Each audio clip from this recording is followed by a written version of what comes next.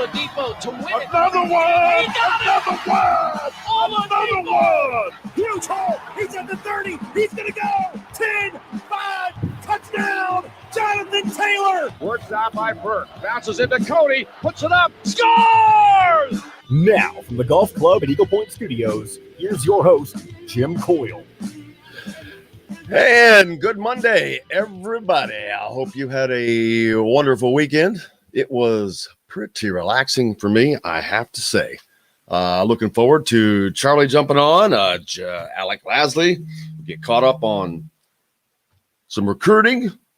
Jim Reamer back, more recruiting news and just all kinds of things going on over the weekend. I just saw that the Toledo basketball account was suspended by Twitter, and I was trying to read into that. It's a crazy little thing, but they got suspended. That's why, John, that's what the link I was trying to send it to you.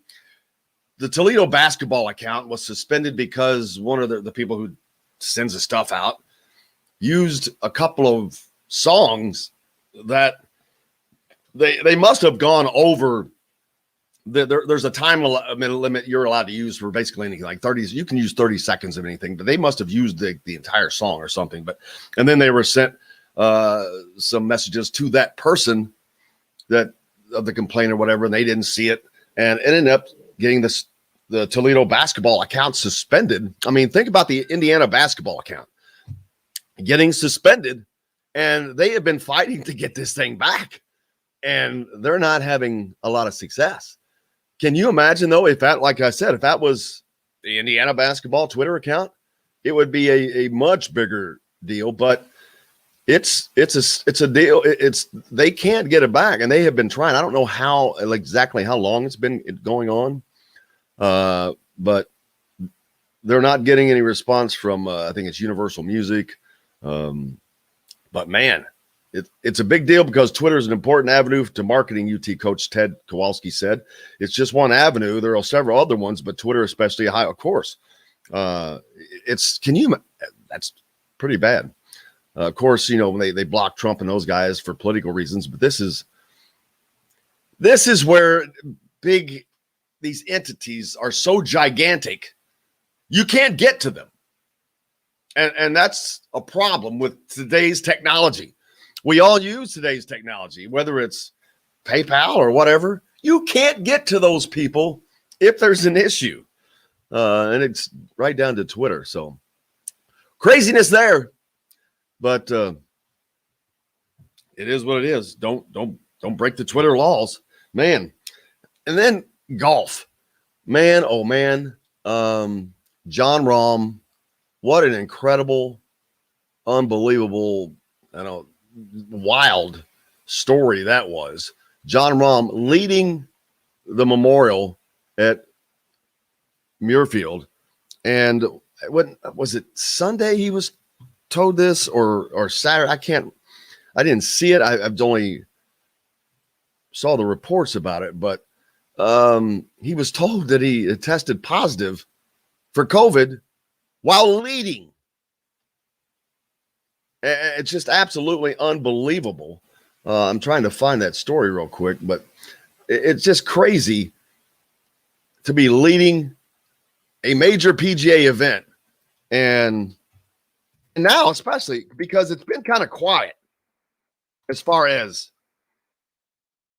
COVID causing any problems. In sports like that, and especially one with golf. I don't understand why he couldn't have. They couldn't have just kept him separate. Hell, you're separate all the time anyway. If let your caddy take the risk if he wants to take the risk. Morikawa ended up winning that, it looks like. But wow, what a crazy, crazy story that was. He was leading by, and he wasn't just leading. He was leading by 6 strokes. That's like a half a lap lead in a racing sport. It was Saturday, following Saturday's third round. So he was going into the fourth for the final round on Sunday, leading by 6 strokes. I don't understand why they could not have treated this differently. They could have kept him away from any and everybody. Ridiculous. I think it's ridiculous. But my opinion doesn't matter. But I give it to you anyway. He's ranked second in the world. It's just, if you saw it, it was crazy. He just saw him just been down like he was just told that someone had passed away. But, yeah, man, that was a crazy, crazy deal from over the weekend. But, hey, you got to have some craziness, right? Dwayne says, good morning, everybody, on following us on YouTube. You can do the same. Forrest says, hey. Cantley won. Okay. I didn't see the final results. Let's see that, though. Not that it matters, but the money. Think about the money he lost. I mean, gee whiz. That alone, what did first place pay? I don't over $1 million, because the prize money was $8 million. Winning in a playoff, no less. So, but gee whiz. That just, they would have had to really force me out of there. I would have been trying to find every avenue possible. What did first place pay? I don't see that there, but man, and I know that, well, I can't say that I know that the money's not on his mind, but I guarantee you it was probably $1.5 million lost right there. And so COVID still raises its ugly head here. What can't Lee win, Forrest? Oh, you do? Go ahead and run that clip, John. John's got the clip. And here's the wildest thing is that you hear it's Jim Nantz of CBS, who is Mr. Calm, Cool, and Collected. Always got it together. Well, you can tell they have no idea. The CBS had no idea what was going on. They didn't get this word out. They did not handle us very well at all. But go ahead and run the clip, John. So it's just spectacular to see. Tomorrow will be fun, folks. Again, 2:30 special start time tomorrow, live tomorrow. Jack, look forward to sharing it once again with you, the final round here on CBS. Thank you, Jim. What's going on here?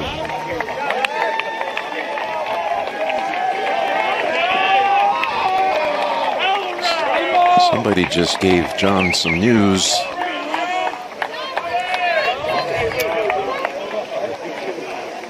This is not good.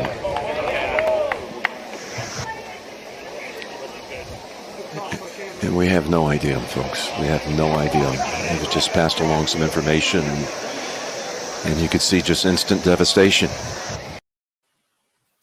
Have you ever heard Jim Nantz in a position like that? Never. He was no idea. They had no idea what was going on. And believe me, his producer's in his ear. His producer didn't know. They knew nothing. And it's kind of a wild scene. That's not something you see in sports, especially like I said, we thought we were kind of getting away from that, but there's that, but it completely changes. But man, you still got to be careful. It just surprises me. And how about softball? Not a huge softball fan, but James Madison, unranked, came into the Women's College World Series. The first thing they do is knock off number 1 seed Oklahoma. Then they beat Oklahoma State. I know they were playing Oklahoma again yesterday. I don't know how it ended up, but Osaka, we talked about her last week. She's now backed out of a Wimbledon tune-up tournament in Berlin. So that continues. I know that Bob Kravitz had a piece on that. You can go read from The Athletic. Also, we'll talk about Logan Duncombe and Tamar Bates arrived on campus when Alec Lasley joins us. We'll talk about that and a lot more. as the recruiting continues for next season. And man, there is a ton coming up basketball wise that starts Wednesday. I'll be up in Brownsburg for the seniors, juniors, all-star game. Then that weekend, this coming weekend, you've got the Kentucky-Indiana all-star game.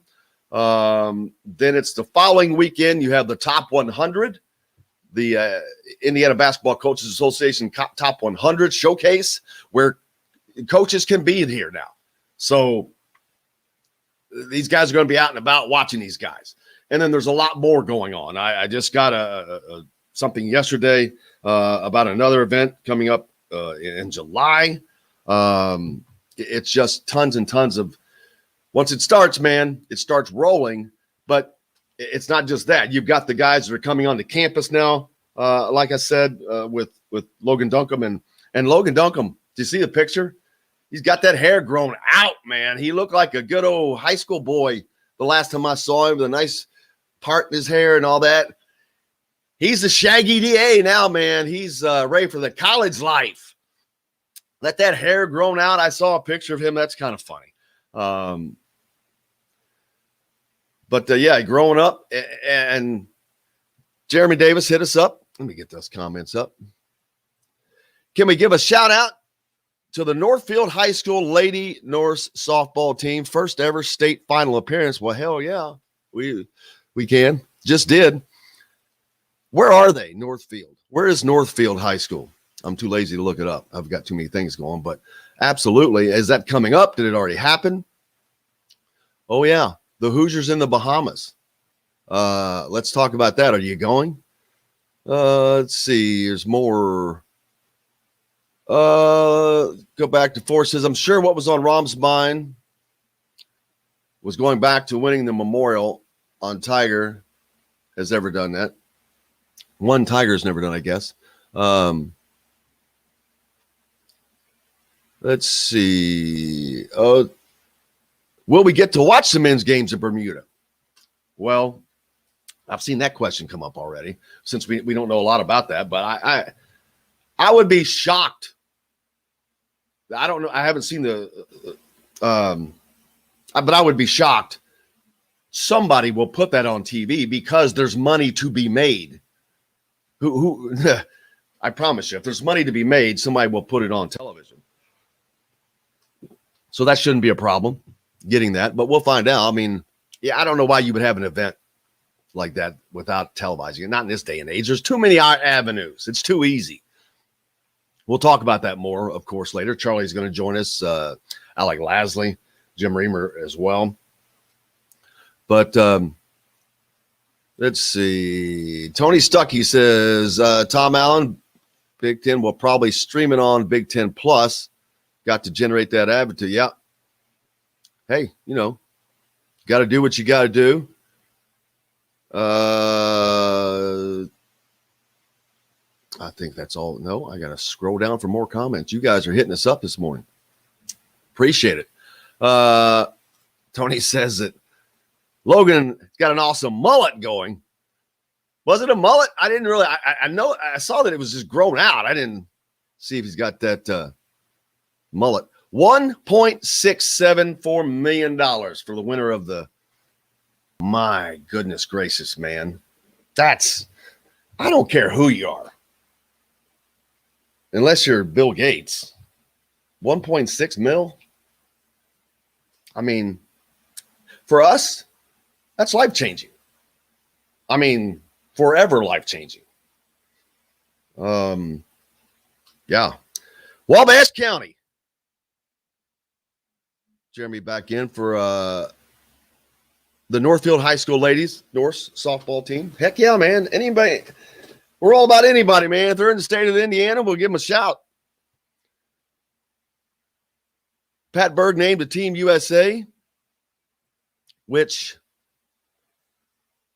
it surprises me, but I guess is – oh, now I'm drawing a blank right now. Daggone, the top women's player on the team. Is this a step above the team that she's playing on? I have to pull that up, Tony or Tim. Tony says Logan is all business up top, but partying in the back, baby. Yeah. And you know what? There's going to be, speaking of the basketball team, and Logan Duncombe right there. I know that you had Trey Galloway last year with the hair that everybody was kind of liking, but I don't think he's going to see the floor. So you need a guy that's like that's on the floor. Bring some personality. This team hasn't had a personality over the last 4 years, nor an identity, but they haven't had a personality. Grace Berger, exactly who I was talking about. Tony, thank you. Is the Team USA, that team, is that a different team? A break. Different one from Grace Berger? I'm curious about that. Grace is, without a question, Allie Patberger, a great player, but Grace, man, she's tough. Man, we're late for a break. Let's go ahead and do that. We'll be back with more Indiana Sports Beat from the Golf Club at Eagle Point Studios after this.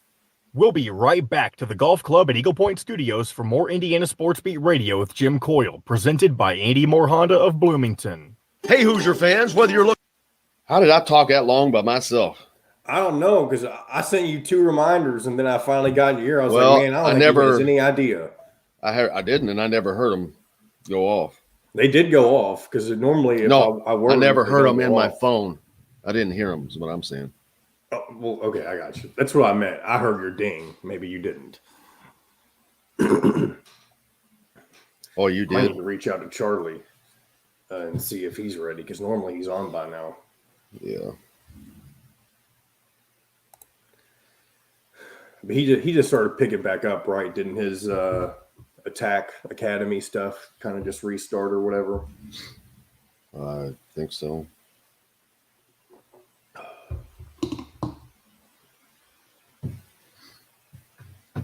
I am supposed to play golf today with John Laskowski at French Lick, but it's supposed to rain. Well, that's no good. No.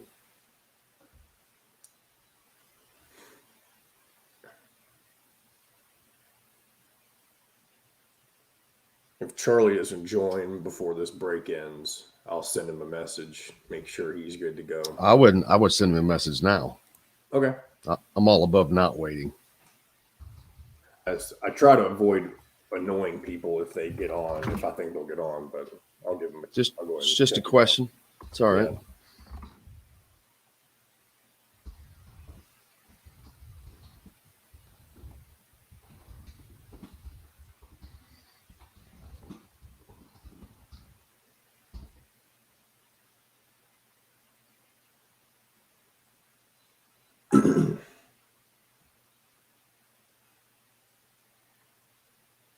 Oh, I got that. So Rahm won the Masters. So Rahm won the Memorial last year. That's crap. That's the biggest bunch of crap.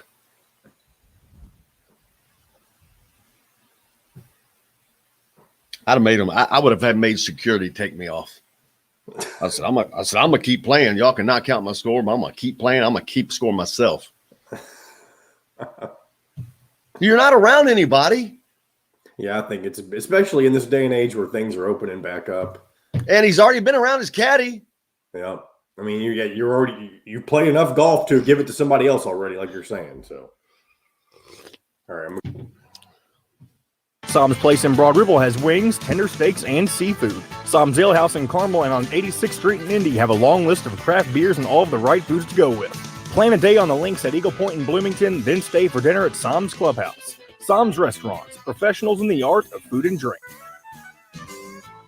This segment is brought to you by Bubba's 33 in Clarksville. Pizza, burgers, beer. Now back to the Golf Club at Eagle Point Studios for more Indiana Sports Beat Radio with Jim Coyle, presented by Andy Moore Honda of Bloomington. Here's Jim Coyle.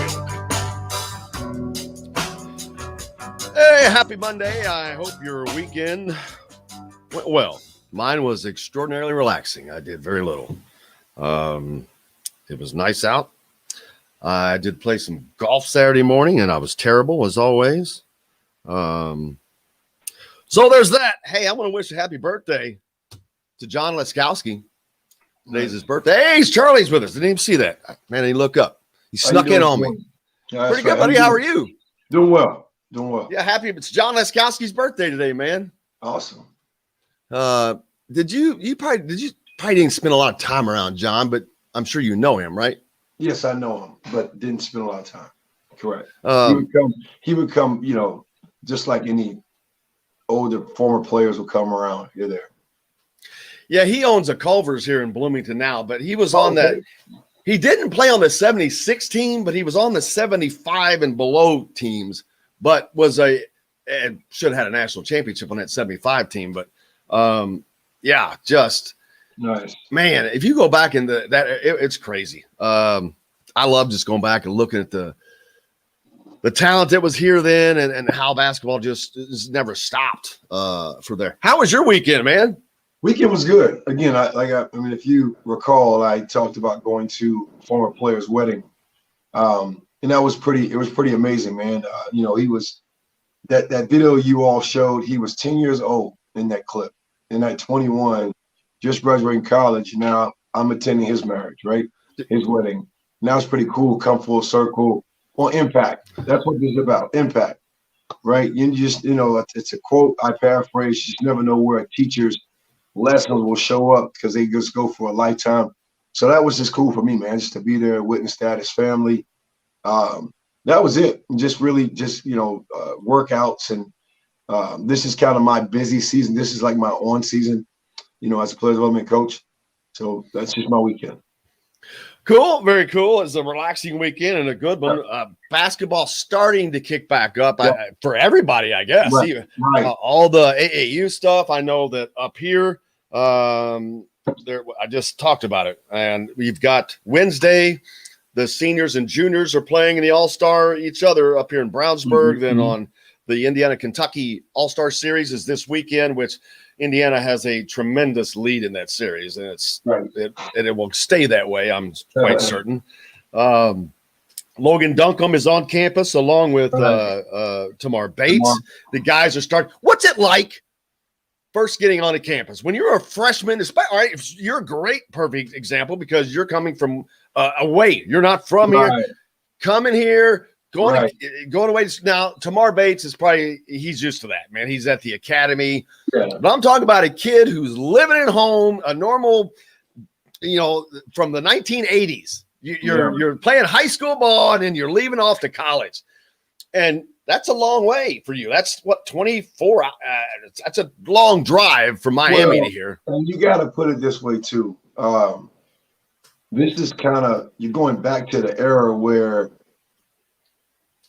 it wasn't, you know, it wasn't really common to travel as often, even though I did travel a lot to play and invited, you know, exposure camps, but it wasn't travel like it is today where you go to like a school like IMG and you're there for 4 to 6 plus months. So, funny story, I bypassed playing with USA Basketball. My incoming freshman year, we were going to play in a qualifying tournament in Puerto Rico to get to Bloomington. I made the team. Steve Awful was on the committee, was one of the people on the committee. I went out to Colorado Springs. I made the team, and I bypassed it because I wanted to get to Bloomington early to start working out. And it wasn't like we had, again, the workouts that you can do now. I know some schools started June 1 with their whole program, and some schools started like this week. So I got to campus early, and I stayed with one of the managers. I didn't even know what a manager was. So it was kind of cool just being in the summertime, just kind of anticipating what the fall and winter was going to look like. Now, did you guys ever get to take a trip during your 4 years? No, that was never even on the horizon. If it was something that they never discussed, but we didn't take that trip. And the only thing I remember about my sophomore, junior year, they started implementing where you can work out for a couple of hours a week with up to 3 players. So they would break up how you did your small group or individual work. You always do individual workouts, but they'll break up the small group stuff for like 30, 45 minutes at a time. This team is going to have the opportunity to go to the Bahamas in August, August 10th through the 16th. They're scheduled to play 2 games, 13th and 15th against BC Mega from Serbia, which it's always great when you play a team from over there because those guys are usually older. They're more established, which doesn't sound right. It never makes sense to say a team from Serbia is, but trust me. Right. They don't have anything to do over there much. I mean, it's like soccer. That's why soccer grew so big in certain places. They had nothing else to do, so they did that, and they got damn good at it. And remember when basketball went international, and all of a sudden these guys were like, "Who in the hell are these guys from Czechoslovakia and Serbia that can play ball?" I want to share something with you because it was organic, but here is what happened. You had a lot of the coaches from the States who were top minds like Tex winners. They were subcontracted by Brazilian teams, Argentinian teams. So they told them their systems, and it all came from the USA 1992 team. They were all amazed. So those guys started to get some credit.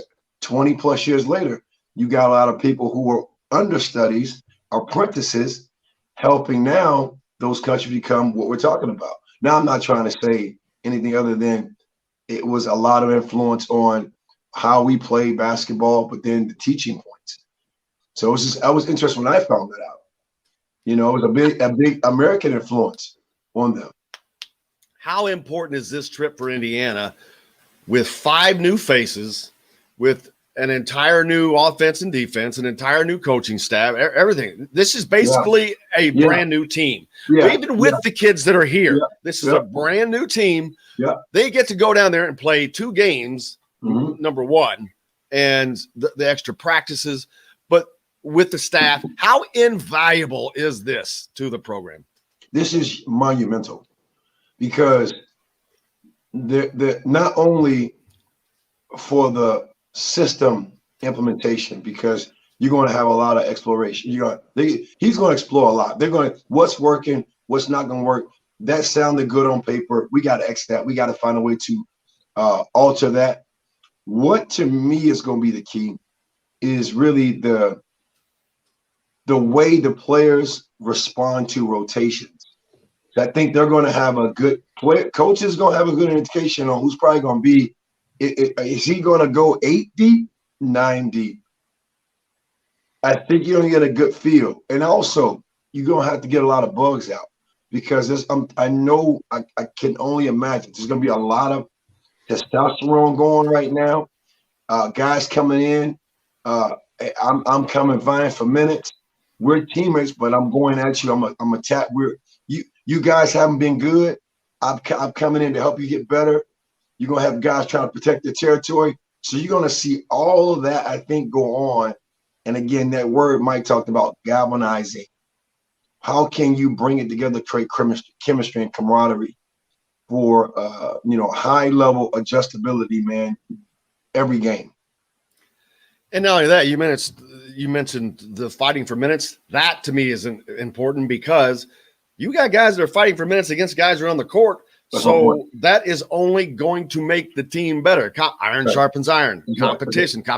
I don't think – well, I know they haven't had that because there was never a change in lineups. So you knew what was what.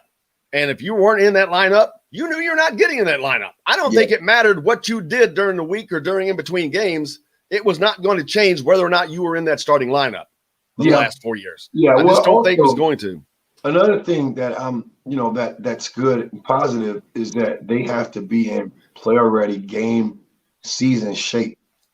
So really, I mean, that's probably what he's working on over the next couple. You're talking about 8 weeks. Really, you're talking about a lot of time. So they have to be in game shape, ready to go. So that'll be to me a great thing as well. So everyone will be on hopefully high cylinder. Holistically ready to play and ready to produce this year. Yeah, and Chris makes a great point on YouTube Live, or you can hit us up with the comments there. The live game film for different players to evaluate the strengths and weaknesses. Yeah, you can look at stuff from practice, but that's against the same guys who know what's going to happen. Live game against somebody else who is going to bring you different looks, who is going to defend you differently. You can't create that in practice. So that too is invaluable, especially that late in the year. Well, it's relevant game film. I'm not nothing against Chris. It's just relevant, because they haven't had game film.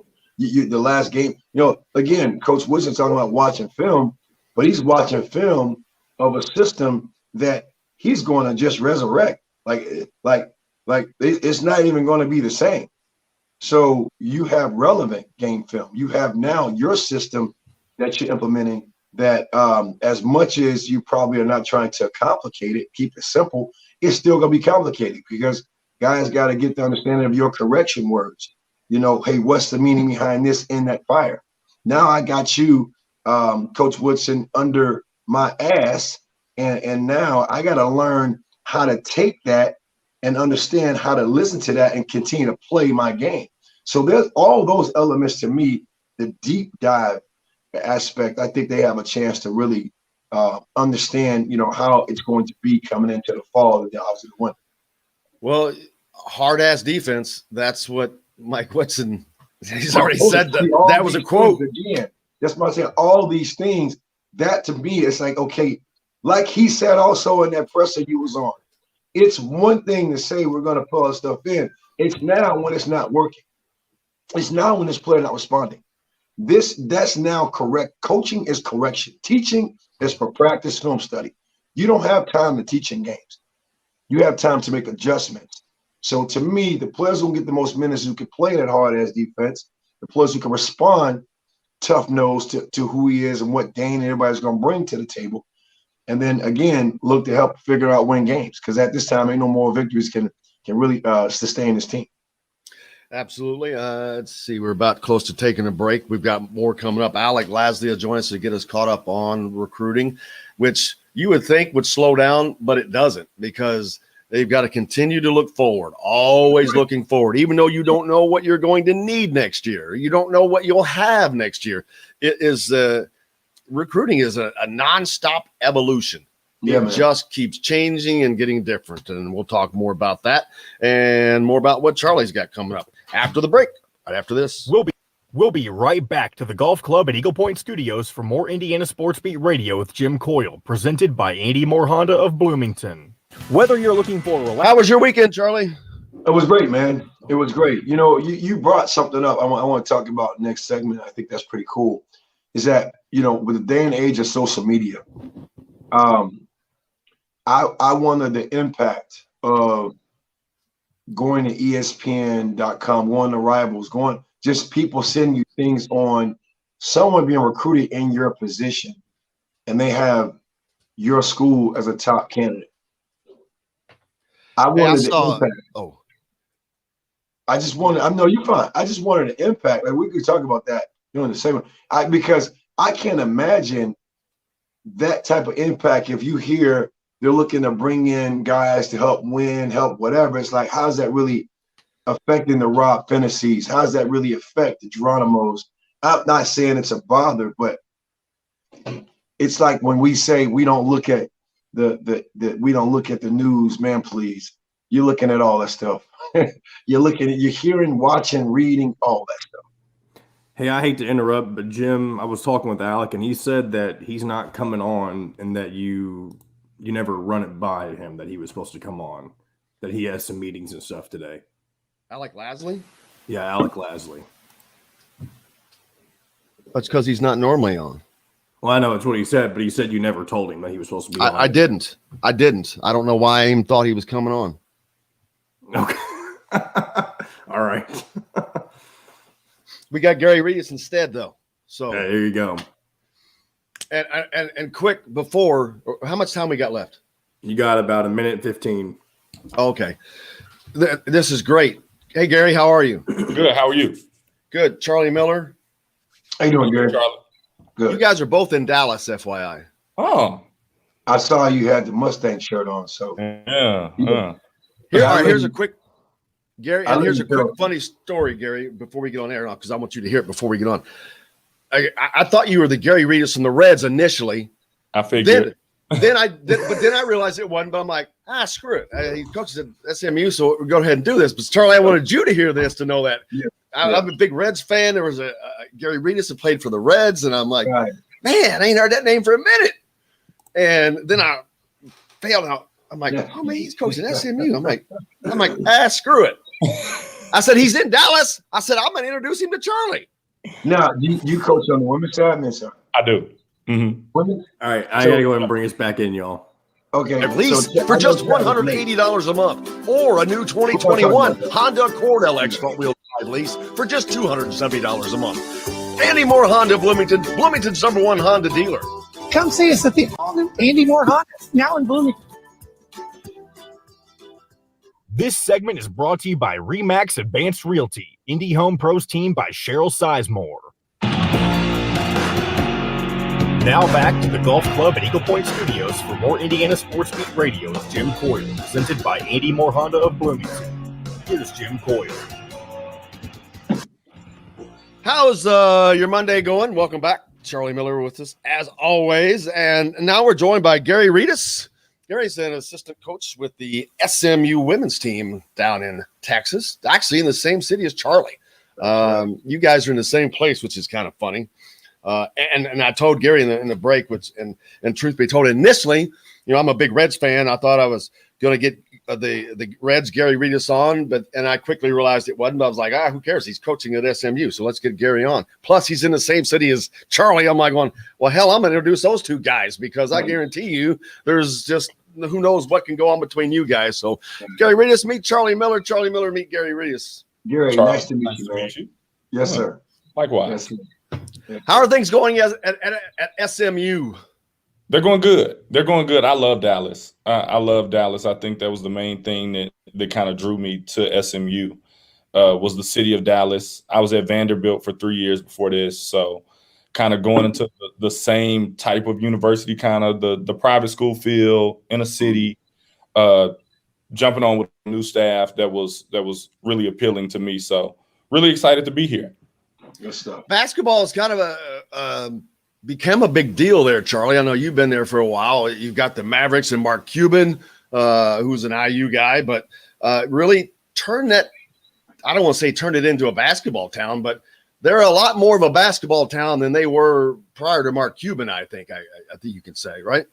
Well, I mean, there's been a tradition here for a long time, and I think Gary can probably speak to that.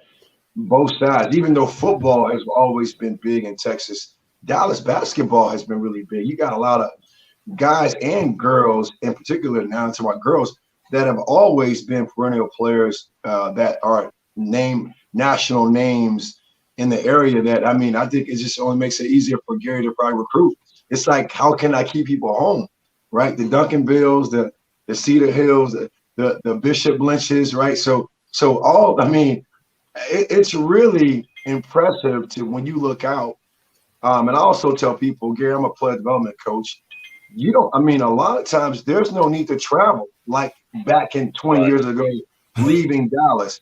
All the tournaments come here. All of the shoe brand tournaments, all of the big tournaments where coaches come see and watch, they come here. So it's one of those things where I say, you can leave the city, but the Gassos, Great American Shootouts, all these tournaments that come to Dallas can give you what you're looking for, an exposure and opportunity to be recruited at the next level. It's crazy. I mean, you mentioned it. You mentioned Duncanville, DeSoto, Bishop Lynch. Yeah. Everything that you really, really need is in the Metroplex. And I didn't understand that until I got here. Yeah. Because you hear so many people in Texas saying, you can recruit somewhere else. I have Southeast ties, right. But you can get that same kind of kid that you are recruiting from the Southeast in Texas. 20 minutes away. Yes. Right. Everything is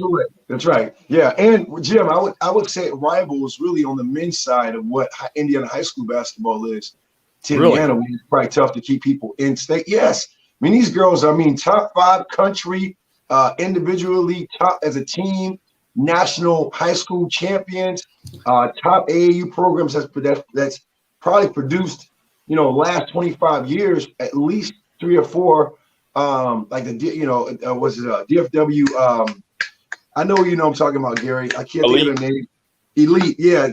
I mean, you name every top Power 5 school these girls are going to, and it's like amazing to understand it's right in your backyard.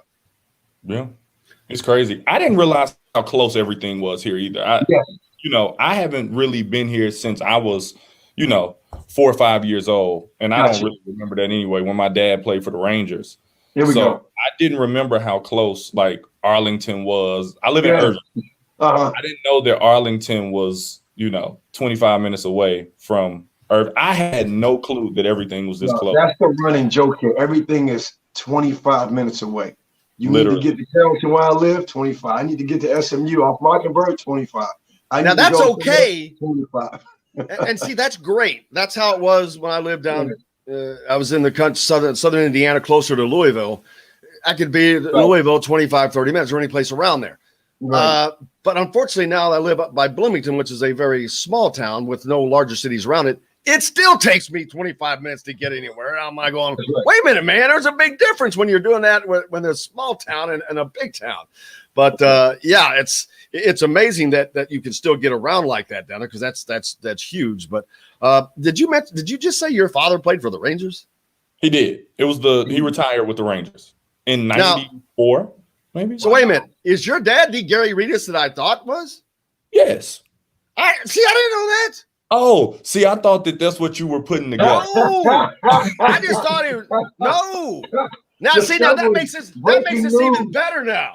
That makes this even better. That's amazing. Yes, that's even better. That's awesome, no, see, I was like, no, that's just somebody totally. I thought you were just somebody totally different, and I'm like, I don't care. I was just a random person, so you were just like a random person coming on the show. Awesome. A coach. Now I get it. This is coach. I'm like going. I said, well, it's not him, but he coaches at SMU and he's in Dallas, so I'm gonna get him on because of Charlie. I'm like, well, I don't care. He's coaching. So yeah, I had no idea the connection. That's my dad. That was oh my God, man. Well, we're gonna finish the basketball up in a second and get to that. But you can finish the basketball. I mean, if you're a Reds fan, I mean, ask all you want. We're a sports show. I'm all. That is so cool because he broke in with his dad broke in with the Reds, and.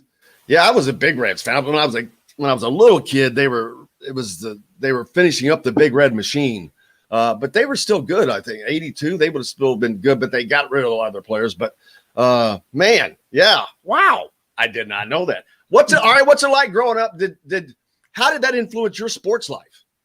I was so young when he played baseball that I don't even remember much of it. Like, I can randomly remember certain things like eating what's the Bonanza bubble gum in the locker room with Pudge Rodriguez. We lived right across the hall from Juan Gonzalez and his wife. Those are the little things that I remember. Jose Canseco lived up the street. Billy Ripken, I didn't understand why he used to call my dad Red Dog because of the last name. So I used to call him Blue Dog. But I didn't but these are little things that I didn't even understand. I was a kid. I was really, really young. It influenced me to play sports. I don't think it was him. I think he influenced my older sister who played basketball at the University of Alabama, and she was really, really good in softball. It's a running joke in our family that I'm the third best athlete in the family, and I am, and I hate it, but it's my dad, it's my sister, and then it's me. Reggie Miller he always says he's the second best player in his family. What'd you say? Reggie Miller always said he grew up the second best player in his family. It happens, man. He didn't have a brother, so yeah. Now, Gary, question for you: did you grow up watching your sister play? Yes. Now, and she's older than you. Is that? Yes. Now, that to me, I mean, similar story. Like I grew up watching my older sister play. She played basketball at the University of Miami. I'm from Miami, Florida. And that was a big influence on me because I way more than I imagined. She played softball. She played volleyball. She played everything ball. It was because of her I wanted to play basketball. So I can only imagine if you have a vague remember of your dad playing baseball, but watching your sister directly play influenced your decision to play basketball, right? Yeah, I mean, I wanted to play basketball strictly because of her. I wore the same numbers. There you go. I went to all of her AAU practices. Same story for me, man. My sister. Wow. I wanted to coach women's basketball because I love women's basketball and like being around it growing up, like with her. Nice. That's amazing. That's amazing that it put you into the coaching aspect on that side because, and Brian says, coming in the show late, but congrats for the Reds sweeping the Cardinals this weekend. I saw that. So there we go. What great timing is that? Yeah. But yeah, that's because the women's side is so different. I mean, or not so different, but it is a different style than the men's. Everything's different. Recruiting is different. Everything is different. Doesn't make it anything other than just different. And it's been so long on the women's side. For women, I think that there are certain programs that can dominate a lot easier for a lot longer, and it's getting different now. It's starting to spread out. That parity is starting to. I mean, I'll use Indiana as an example. Indiana was a top 8 team last year. Indiana is not. That's not women's side. That's not a custom for them. So now you're starting to see that game spread out. It's not just UConn, Tennessee, Baylor, South Carolina. Hell, Indiana beat South Carolina year before last. So the SMUs, it is starting to spread out, and it's the same with the men's side, really, Charlie. I mean, it used to be the Indiana, Duke, Kentucky, and all that. Well, now it's boom, that parity is just out the door. But women's side, it just makes the game more fun to watch, and the women are getting better.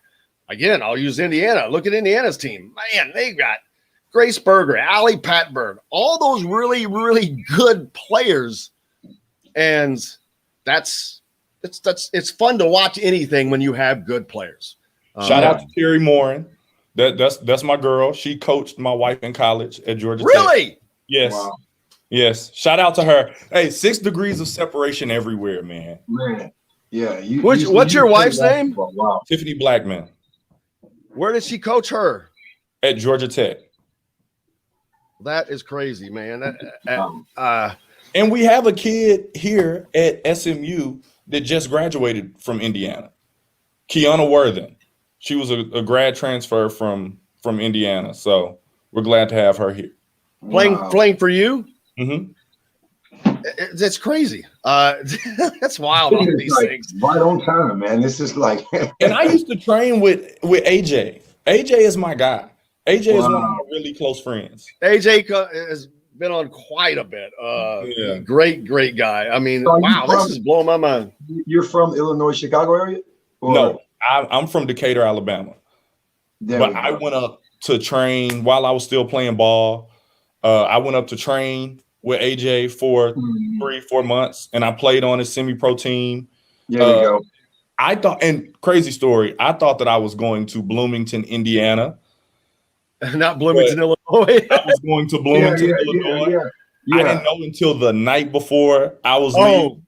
And so that added an extra like 4 hours on my drive. Wow. Yeah. And it was so cold. So you played when AJ was head coach of the team. That's when you worked out with them? Yes. There we go. Yes. There we go. Yeah. And his brother, Daniel, was on the team too. Yep. Yeah. What team was that, Charlie? It was the IBL. What was the league? Bloomington Flex. Yes, the Flex. That's right. The Flex team. Yeah. You guys won the championship, right? Is that? Mm-hmm. They won. Yeah, they won the championship. We never lost. I don't know if AJ was cheating or what was going on. Our team was our team was really, really good. I didn't. I remember that. Yeah, I remember he wasn't cheating, then he was stretching the boundaries of acceptability, right? There was something going on. Yeah. And Gary, to give you a heads up, that was my roommate. I played at IU, and that was my roommate my senior year. AJ was a junior. So we were together all year long my senior year in 97, 98. I'm gonna have to see if I can get AJ on Friday. And if I can, I'm going to get Gary Redus back on Friday too, and not tell him. Pop him in and say, "Oh, we got an extra special guest here." That would be hilarious. if this gets by, he doesn't see this on social media or something this week, but that would be hilarious. I'm getting blown away here by all these connections that continue to happen. See, that's why I went ahead and did it, even though not knowing. I just said, you know what, I think it's going to be good anyway, and it is exceeded anything I could have thought of. So what's your ultimate goal now? Do you want to stay down there, or of course everybody wants to be a head coach, which coaching is a transient job, which that part of it is what sucks, because you build roots and relationships in areas, and that's kind of where you'd like to stay. But in Texas, you probably have a lot better chance of staying in the state, at least with the job. But are you ready to travel everywhere and do all that stuff?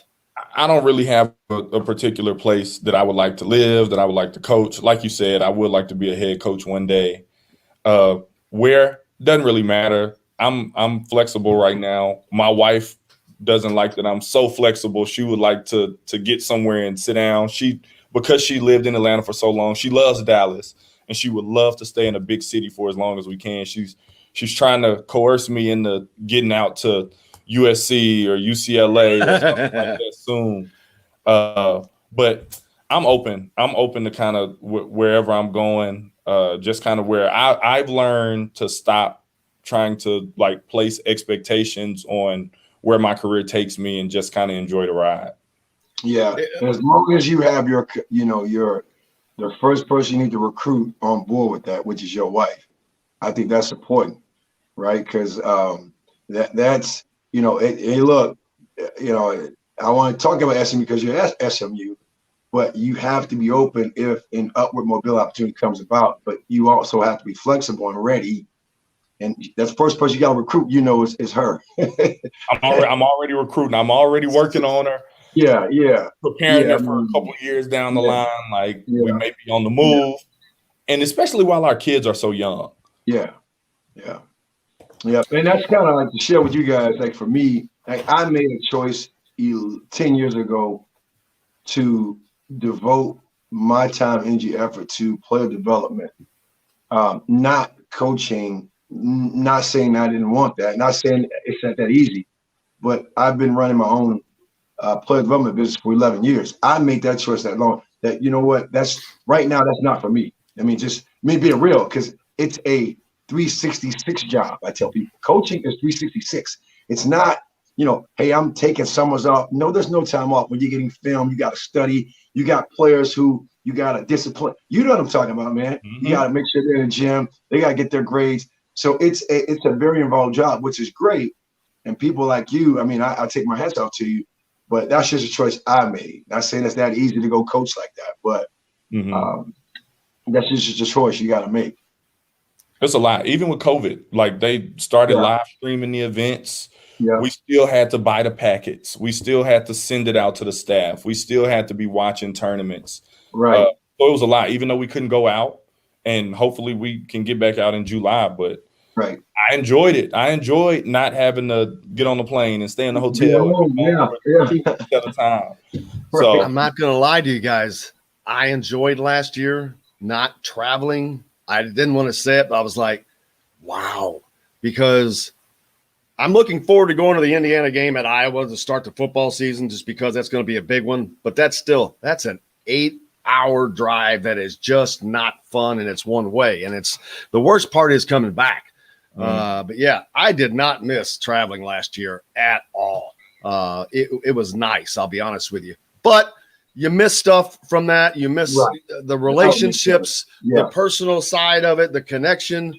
There's so much that goes apart with it. So I'll take it as a break and just get back to it. But I'm not gonna lie, I enjoyed it. It was fun, but it also changed a lot of things. It changed how you guys do what you do. It changed the development side on things you can do, recruiting and all of that. So it showed some other ways to do things. So I think we can take some good from it. Yeah. We had thousands of Zoom calls. I never knew what Zoom was. I feel like some of the other things dropped the ball. What, Skype? I don't know why Skype dropped the ball. They really Who dropped Skype? the ball. Who Skype? That's what I'm saying. Everything Zoom is now the name. It's a brand name, but everybody just calls it Zoom. That's right. It became a bird. Exactly. It is exactly it. Hey, we got to take a break. If you want to stick around for another segment, Gary, you're welcome to. It's been fun. So, but if not, you, of course, if you're busy, you got to go. You can go too. I got some time. I can stick around. I'm going to keep Gary on. We'll be back with more. Charlie Miller, Gary Redus, Indiana Sports Beat. Back right after this. We'll be right back to the Golf Club at Eagle Point Studios for more Indiana Sports Beat Radio with Jim Coyle, presented by Andy Moore Honda of Bloomington. Hey, Hoosier fans, that's why you do stuff unexpected, because it continues to get funner than it's easily the best coincidence that has ever happened since I've ever. And that's why I'm like, yeah, what the hell? I'm like, hey, he coaches SMU.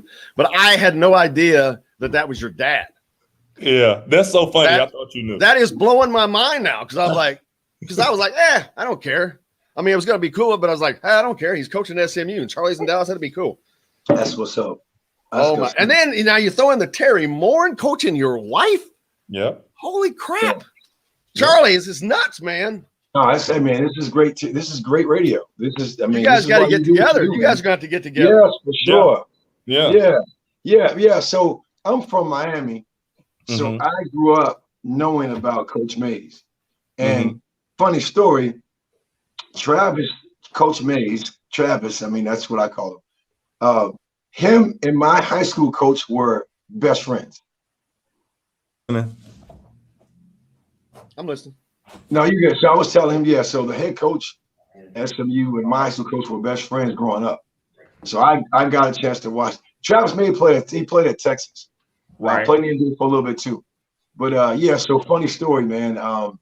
And I would frequently, how long you been there, Gary? I just got here. Okay. So I would a good friend of mine got killed a couple years ago. I would go out there and work him out, Andre Emmett. We would always come to work out at SMU. But yeah, I would see him time to time. You know, we'll chat it up before we go work out. So yeah, I'd always spend a lot of time at SMU. Great facilities, man. So Dre, we used to work out together. Right out of college, I went to China, but I was in Dallas working out with a trainer. And I started working out with it was the D League team then. Yeah. Now it's the G League. Yeah. And he was always there. And he was so big time in that. And I remembered him from Texas Tech. Yeah. I didn't realize like how good he was. Yeah. Yeah. His impact. How big he was in Dallas and how everybody embraced him. So when that news came out, that was crazy.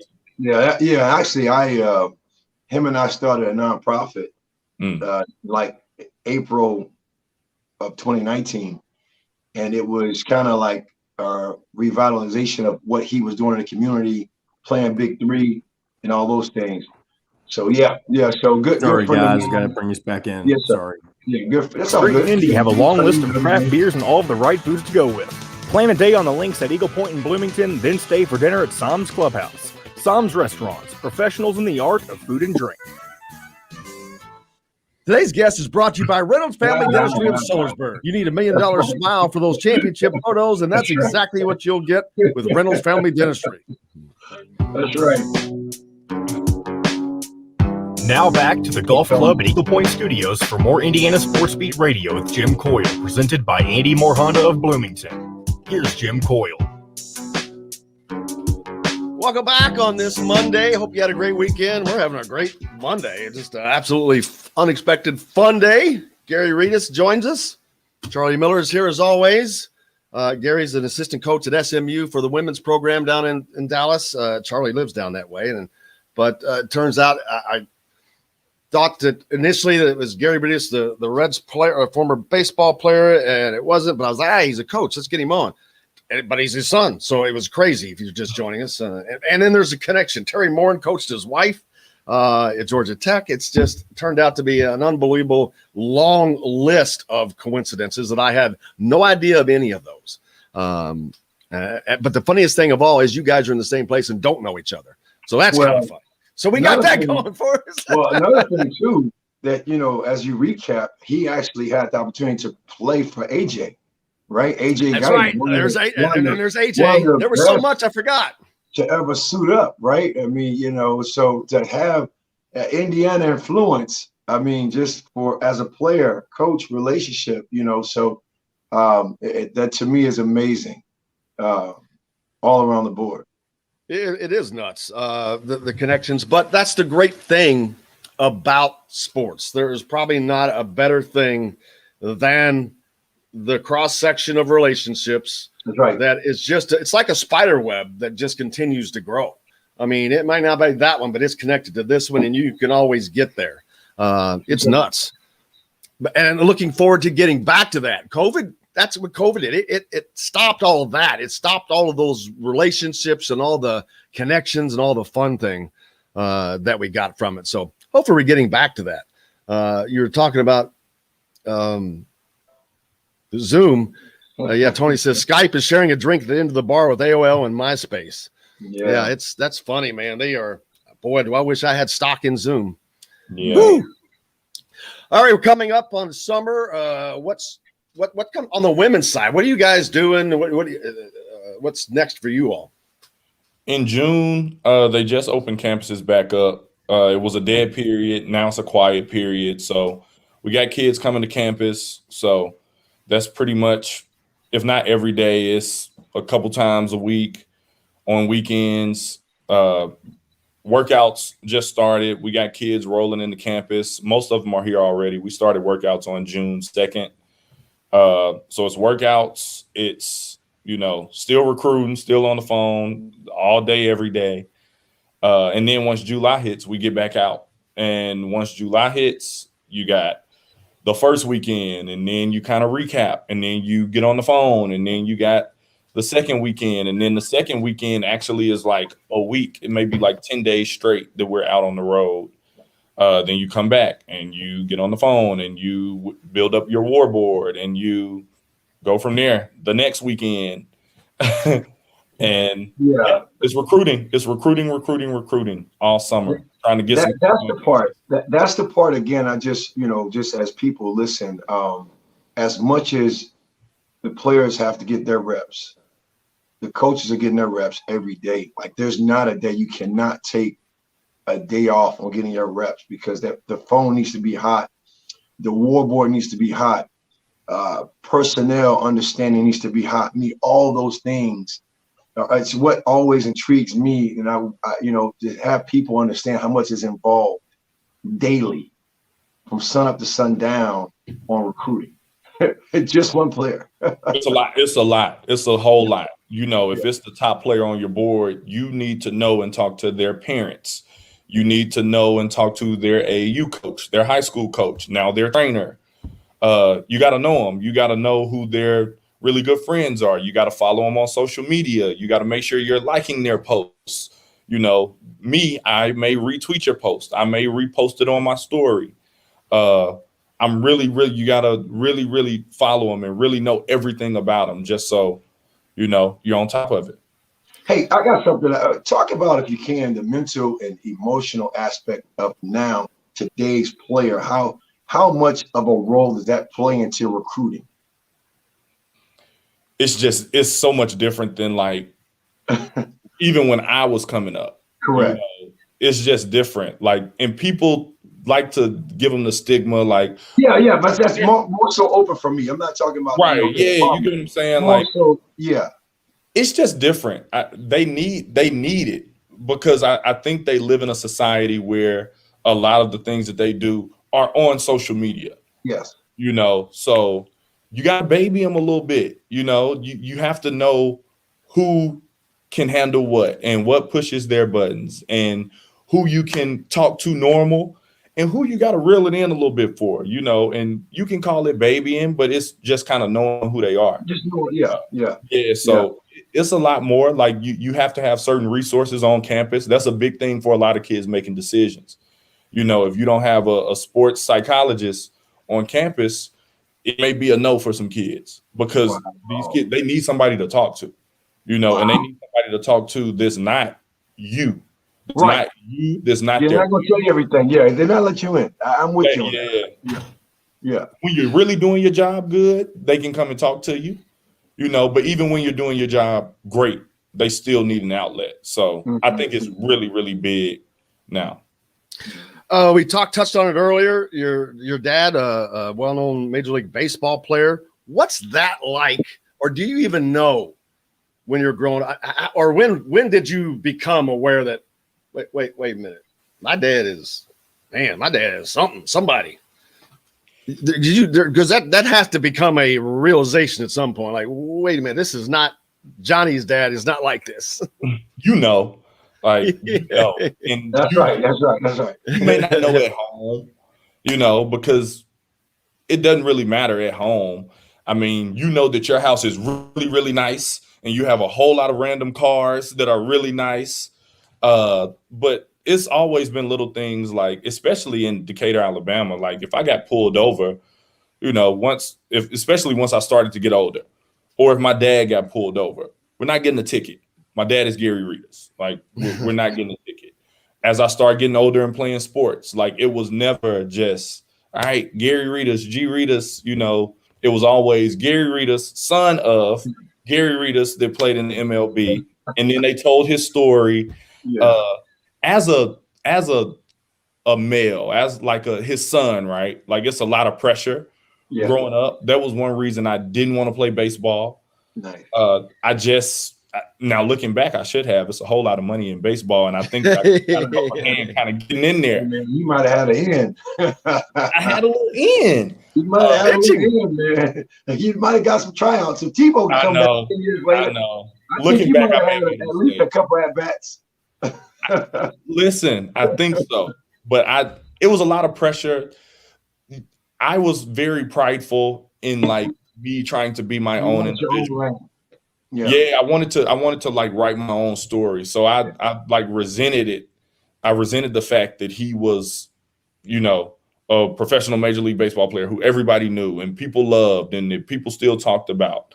But as I got older, like it's cool. Like it's really, really cool. Like going to the different, stadiums and like people actually knowing him, like, or going different places. Like I'm on here right now and it's crazy that you actually like knew my dad growing up, like, and watched him play, so like, it's really, really cool. Like, but to go back to your original question, like, you know. The funny thing is I'm looking over some stats. He played a lot of different positions too, which the Reds were kind of known for that, but to do that at that level, I mean, like Pete Rose was kind of one of those players, but to play you didn't see a lot of guys playing multiple positions, because when you get to that level, even they're elite at what they are elite at. Whether it's left field, man, they're usually elite, better than a guy that can kind of roam. But if a guy that can roam, man, that's an even more unusual story that my dad would be so mad at me if I told. But I'm going to tell it anyway. He always said, because he hit 462 in the minors, he still had that record or whatever. He could hit home runs, everything like that. He used to always say, he was like, they told me not to like hit for power when I got to the big leagues. He was like, and I never understood that. He was like, I could have hit way more home runs. He was like, I could have been a 30-30 guy. He was like, I could have done that every single year. He was like, of course I could steal bases. He was like, but I could have hit a whole lot of home runs every single year. He was like, they didn't want me to.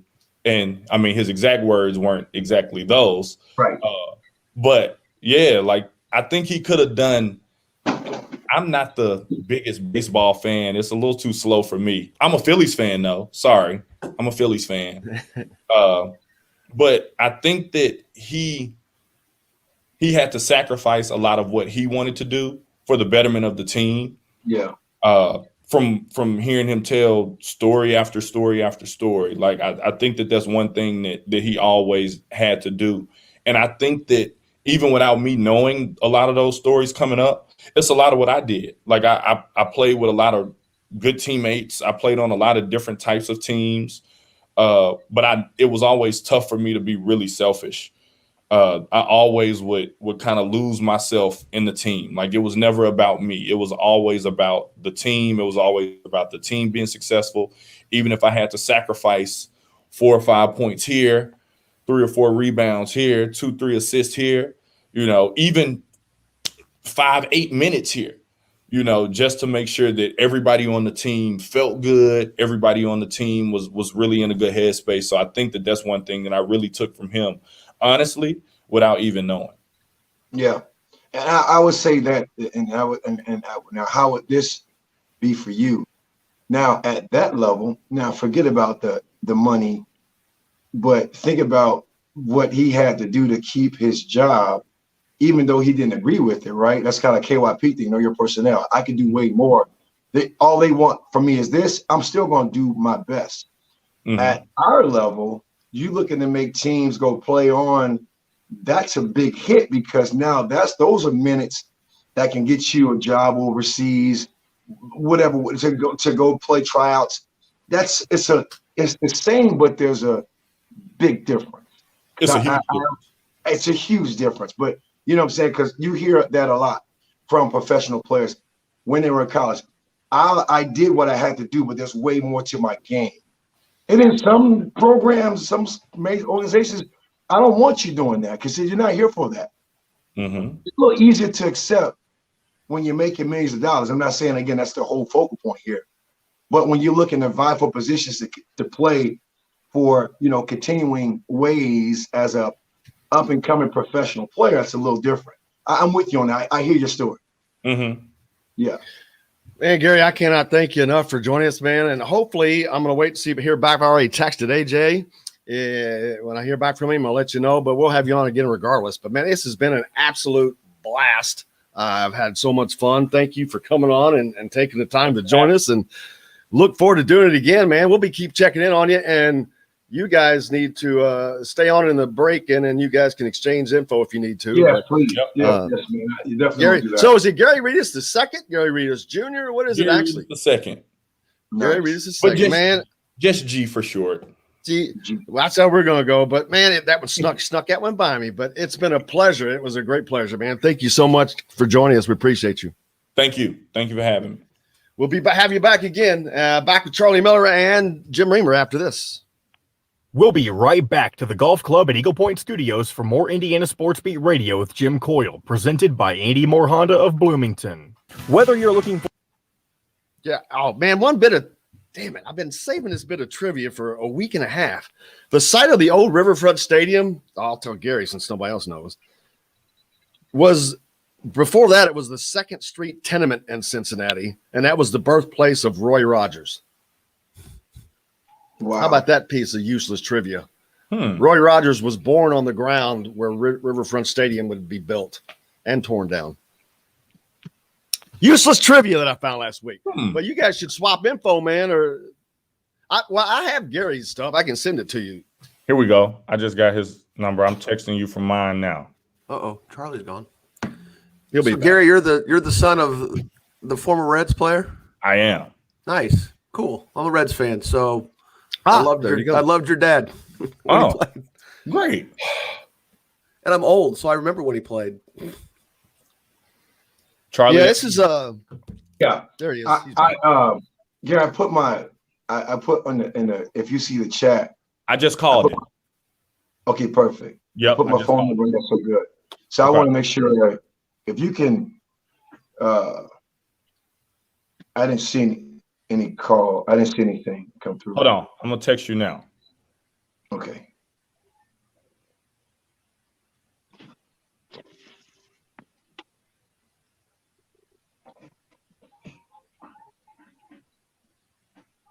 You get that? Let me see. Oh, dang it.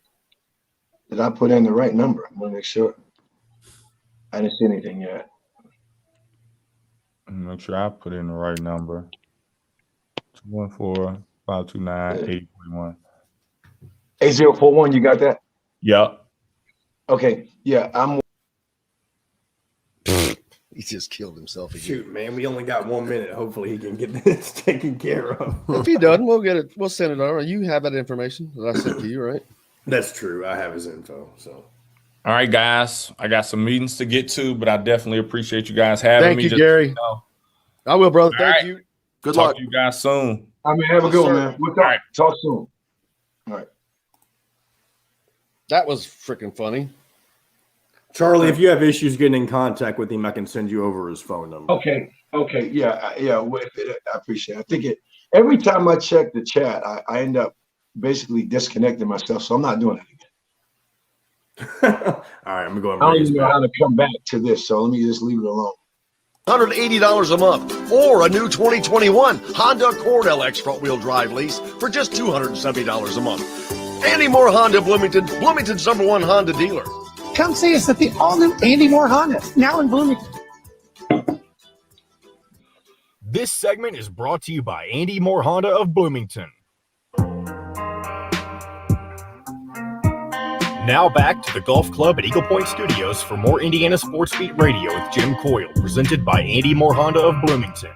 Here's Jim Coyle.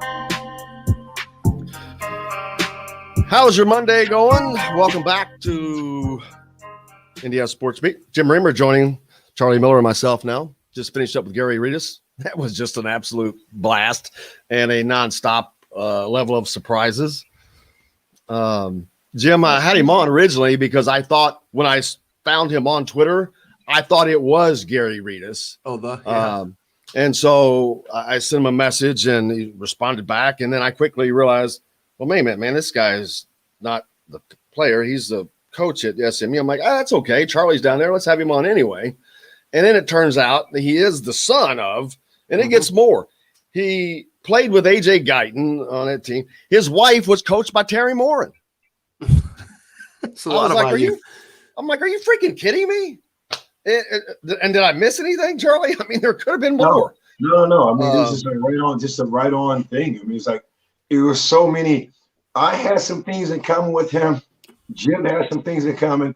He has some things in common with Indiana basketball. I mean, amazing discovery. Because I heard you talk about him last week, Jim. You thought about Gary Redus. You even brought it up, I think on Friday. You brought it up. And you're having somebody on, so that's amazing. How you doing, Jim? It's funny. Doing well, man. Good, man. His dad. I'm old enough to remember when his dad was just a super talented young player coming up in the Red system, and like a lot of guys like that, they get snake bitten a little bit by injuries, and they lose the most important things of their career, which in his case were his legs.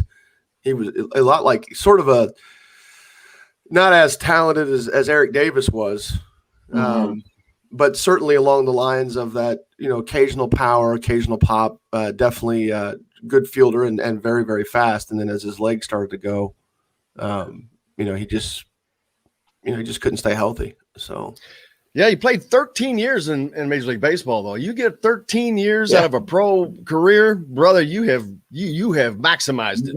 You've done something. And he did. I mean, I wanted to, the only thing I wanted to ask him was why he was a Phillies fan. If he was, because he only played for the Phils for 1 year, and I was like, man, why the Phillies? But who knows? You have a baseball team? Jim? Me? Or, I'm a Red. Yeah, I grew up a Reds. You're a Reds fan. I've stuck with it. I don't follow baseball as much. All the summer coaching that I do, by the time I'm done and get a real decent chance to pay attention, it's August. So if they're not in it, which they haven't been consistently, it just sort of becomes background noise. Now, if they're in it, I get kind of excited for August. How about sweeping the Cardinals? And the last time they did that in St. Louis, we were there. A friend of mine actually texted me a tweet that said something about that. That was the year they won the World Series, and we were there for 3 of those 4 games in St. Louis. I mean, I was 20, so we traveled a lot. Following them a little bit when we could outside of college, and that was a fun year, and that was a crazy trip to St. Louis. We almost got hit by a car in the intersection, so that was a lot of happenings that weekend. A couple of which I probably won't talk about on the air, but getting back to some basketball. Let's see. Tim says he likes the fact that Mike Woodson and his assistants will be on the floor, hands-on developing his players instead of managers and grad assistants during the summer. Then there's also the new rule that may come about allowing the other guys, but that's just for 1 season, the non-coaches to participate. But they're just going to do that for the 1 year. I think it should be a permanent thing. If they're on your staff, they're on your staff. I mean, so I think that is just completely ridiculous. And then there was, daggone it, one other thing I was wanting to bring up, but the COVID. The NCAA has granted that extra year of eligibility for everybody. Well, now the coaches are like, dude, this is not going to be, this is not going to work, because now you've extended out those players for years. This is going to take years to even out. And the football, they granted a 1 year deal where they can extend, have more than the normal numbers on the team, but that only goes for a season. They're going to have to. I don't know that they can just let all these players have that 3 year. It's going to be a lot of expense as well as that. But the way that I read, so I was reading a little bit about that because I was having a discussion. The way the rule's written, the only, unless I missed something, the only year where it doesn't count against your scholarship load is this year. So while those guys can stay, it's still, after this year, it's still, so like if who are we talking about? Brunk and Al. Yeah. If they had stayed, they would not have counted against the IU's 13 scholarships. And then that's obviously across the board for each Division I school. But as I understand it, going forward, like I said, unless I've missed something, keeping those guys still counts against your 13. So, a lot of these schools are going to have some decisions to make. So it won't be more expense per se, but it will be, you're basically going to possibly toss out a guy that gave 4 years or 5 years, depending on his redshirt situation, to your program. And that's going to impact, but the flip side of that is it's going to continue to impact recruiting at the high school level. So, which on my side of it is bad. So, I hate to be against something that gives kids an extra chance to play in college, but we're advocating here on this side for guys that are trying to get into college, and I want the best opportunities for them. Yeah, and how many kids is that? That's the thing. How many kids that are in high school now is that impacting next year? The juniors that are going to be seniors. It is greatly impacting where they get to go, where they can go, opportunities. That's a lot of change, Charlie. Well, I want to talk about this. I mean, guys, think about this. And I was on an actual Zoom call. My son, is being recruited by like Division II schools, 3 schools. And I would say, unfortunately, some of these coaches have flat out told us that they've told their seniors to move on. Yeah. To like, don't come back. Like, don't pay to come play. Like, it's not worth it. Move on. Like, we need to bring in new people. So from that aspect, that's one thing. Scholarship wise, Power 5, big school. The players at the small schools are being kicked out, literally. Like, because like it's not worth paying X amount of dollars to play just this extra year. Move on in life. So it's an interesting dynamic all across the board for the high school players in your situation, Jim, that you're looking to get recruited. And then the seniors, the 50 year seniors at the Division II, 3 schools that are paying to play in a sense, to go to school there. Yeah, that's a tough one because especially at Division III level, there's no scholarship, so those guys are paying to play no matter what. And at Division II, it's hit and miss because they've got scholarships, but they can split them up. Exactly. So some of these guys are getting supplements with their Pell Grant and maybe even in some cases student loans and mom and dad taking care of the bill. But it's to answer Jim, to go to what Jim's point was. You're looking at however many, there's 330, I'm rounding, 330 Division I schools that, would usually pass through on average 3.5 or 3.25 players per year. Yeah. So that's close to, that's about 1,000 scholarships a year to incoming freshmen that are going to be impacted for the next 3 to 4 years. And that's just less opportunity. And it's bad enough too. Some of these schools are going to prioritize transfers with the way the portal's playing out. It's not a great time for high school recruiting from that standpoint. And you just see it now. There's a couple of kids in Indiana that have bypassed opportunities, whether they're and will attend prep schools thinking they can get better opportunities, post-grad prep schools, thinking they can get better opportunities to get re-recruited, and you're going to see more of that to some extent, at least in the short run, just because there's going to be fewer scholarships available. Hey, Jim, what's your thought, Reamer? What's your thought on, do you think this is going to trickle down to those, like opening of like elite type leagues, like overtime elite? You think, the overtime elite, where players get a chance to make money? What's your thoughts on that? Well, I'm not a fan of anything that takes these kids away from, traditional academic situations. And I don't know. It'll be interesting. I've got some pretty deep thoughts on the overtime stuff, and I try to view it as from the standpoint that they are extremely well intentioned and wanted to succeed, and they're not just looking to figure out some way to cash this in, and trying not to be too cynical about the situation. It's kids that. I mean, I think you're going to have kids make that decision based on recruiting. Right. I think absolutely you are correct. I think it's fair to say that will push probably a kid or two in that direction in each class. It will create somewhat of a trickle-down effect. Going back to the recruiting side of this, it will create a trickle-down effect where some talented players will end up, especially the borderline ones, will end up at, say, good mid-major programs. Right. And I know that's not specifically. It's just a deeper.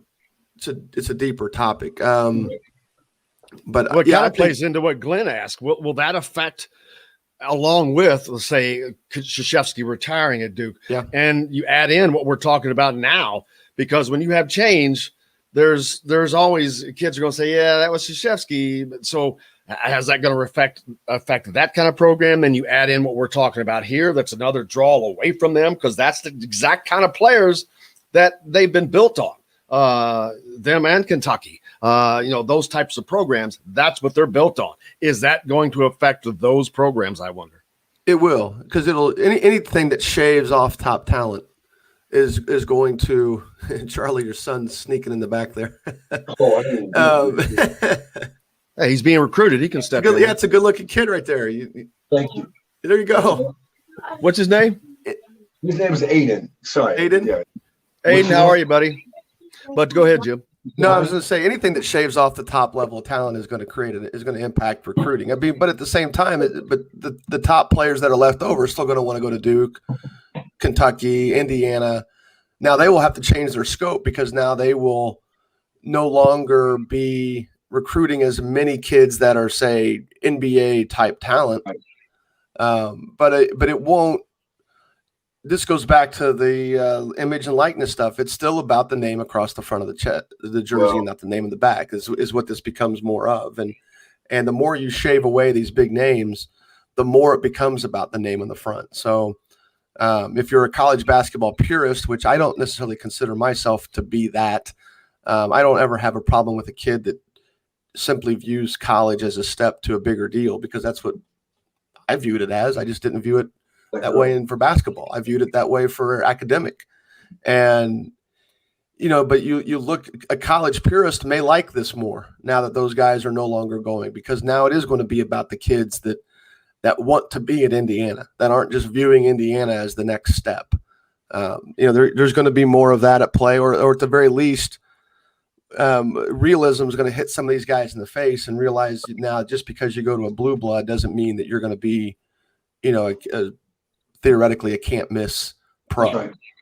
Well, I think you see that at Kentucky. Those guys come in there and they lose 5 stars as much as anybody. Rusty says hello, Jim, by the way. Hey, well, they, and look, Kentucky situations like that where, Calipari's very open about saying, I'm only going to recruit you if I think you're an NBA guy. He's been explicit in that regard. But what happens if just one of those kids doesn't leave after 1 year? Now it creates. Well, they've had that happen. They've had that happen. Yeah. And it's also hard. I think it's also hard to recruit and win that way, where you're just basically replacing your team every single year. Yeah. But Yeah, I don't know. It's the scholarship stuff. It's made some of it interesting. And of course, now we've got some 2023 kids who are getting scholarship offers that have never been seen, have yet to be seen by colleges. And I've been surprised with some of the high major offers that have gone out with kids in Indiana. But the one kid is Jalen Hooks. He should get everything. I mean, he's a definite, because that kid's relentless in how he plays. He's a worker, and his skills have gotten so much better as he's gotten older, which, I mean, that comes with it, but he puts in the work, and his game has changed a lot. And that's definitely a name that, Indiana's been involved with him, and he's the top kid in the class, at least out of Indiana kids. So we've certainly seen a huge difference in recruiting, Charlie and Jim, with Mike Whitson coming on. Immediate impact. And you talked a minute ago about telling seniors to leave. And I'm not saying that happened, but the Jerome Hunter was a situation where I think it was just honest. He was honest with Jerome and said, man, your numbers aren't showing it. What we need from you, you're going to be a fourth-year guy. It's not, I don't see it changing. So he was honest with him, and he landed at a good place, though. So he was fortunate. But I think that if more coaches were honest, maybe they are behind the doors all the time, but they certainly aren't with us, because that was a breath of fresh air of having that honesty given to us. And then, in fact, giving to everybody else. We disseminate that information out. And there's no guessing game when you do that. There's no, you're sitting there wondering, oh, are they doing this? They do it. No, you kind of know it, and you leave it alone. And I think that if there would be more honesty like that, it would be a lot less problematic for programs. But I think Indiana is going to come out of this smelling like a rose in regards of they're going to have a fresh new approach on everything, and that includes recruiting, playing, and I think that's going to be a product that is seen on the floor. It is just, they are really just kind of scrapping everything, and it's not like they're getting rid of Bob Knight and that tradition. They're scrapping the crap. They're scrapping the junk, getting rid of the junk is what I'm saying, and getting back to the stuff that matters.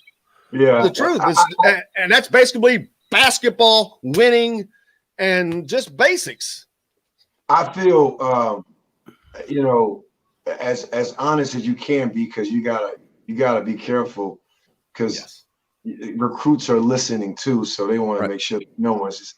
But at the same time, I feel the honesty, transparency comes in just watching film, having interviews with every player, and saying, "Hey, look, I really don't see major minutes.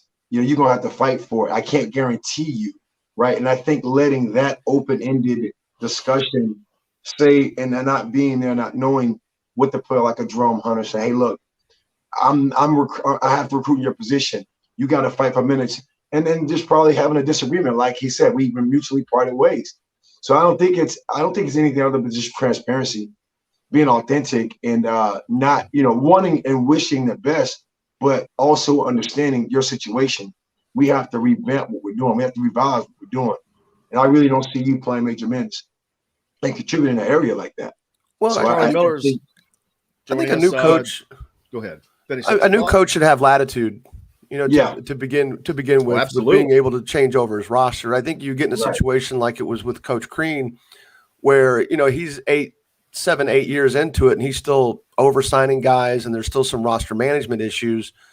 Big picture, that was my one constant concern over his time at Indiana, other than just not being able to consistently be at the top of the Big Ten. But a new coach should have some latitude, and a new coach should be able to mold that roster a little bit the way he sees it. But Charlie's absolutely right. Recruits are paying attention.